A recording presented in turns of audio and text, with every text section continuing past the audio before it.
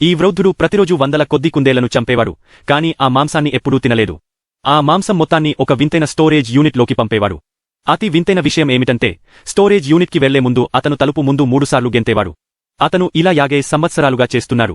Storage యూనిట్లో ఏముందో ఎవరికీ తెలియదు, కాని ఒక విషయం ఖచ్చితం, అక్కడ ఉన్నది మనిషి కాదు.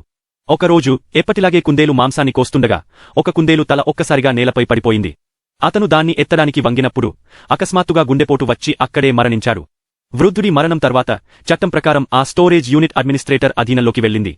అడ్మినిస్ట్రేటర్ అయిన ఎడీ స్టోరేజ్ యూనిట్ ని వేలం వేయాలని నిర్ణయించాడు. చివరికి నిక్ అనే వ్యక్తి ఆ స్టోరేజ్ యూనిట్ ని $500లకు కొనుగోలు చేశారు. కాని సంతకం చేసే ముందు ఎడీ అతన్ని హెచ్చరించాడు, ఆ వృద్ధుడు చాలా వింతగా ఉండేవాడు. స్టోరేజ్ యూనిట్లో ఏదో విచిత్రమైన వస్తువు ఉండవచ్చు, మరియు నీకు ఏదైనా విలువైన వస్తువు దొరికితే నాకు కమిషన్ ఇవ్వడం మర్చిపోవద్దని గుర్తు చేశారు. నిక్ ఈ మాటలను పట్టించుకోకుండా తన వస్తువులను లోడ్ చేయడానికి తన కారు వైపు వెళ్లారు. అప్పుడు అమెలియా అనే స్త్రీ ఎడీ వద్దకు వచ్చింది. ఆమె ఆ వృద్ధుడికి పనిమనిషిగా పనిచేసేది. ఆమె ప్రతి నెల వృద్ధుడి కోసం ప్యాకింగ్ పని చేసేదని, ఆ స్టోరేజ్ యూనిట్ ని చూడాలని చెప్పింది. ఎడీ ఆమెకు స్టోరేజ్ యూనిట్ ఇప్పటికే విక్రయించబడిందని, ఇప్పుడు దాన్ని చూడటానికి అనుమతి లేదని చెప్పారు. అమెలియా కోపంగా, ఇది ఎలా జరిగింది? నేను కేవలం 1 నెల బిల్లు చెల్లించలేదు, మీరు దాన్ని విక్రయించేశారా అని అడిగింది.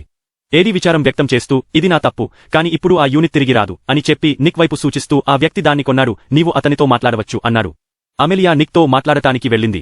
నిక్, నీకు ఆ యూనిట్ కావాలంటే నాకు $1000 ఇవ్వు అన్నాడు. కాని అమెలియాకు అంత డబ్బు లేదు, కాబట్టి నిక్ ఆమెను అక్కడి నుండి వెళ్లిపోవమని, తను ఎలాంటి సహాయం చేయలేనని స్పష్టంగా చెప్పాడు. అయినప్పటికీ నిక్ ఆ యూనిట్ను తెరవబోయాడు.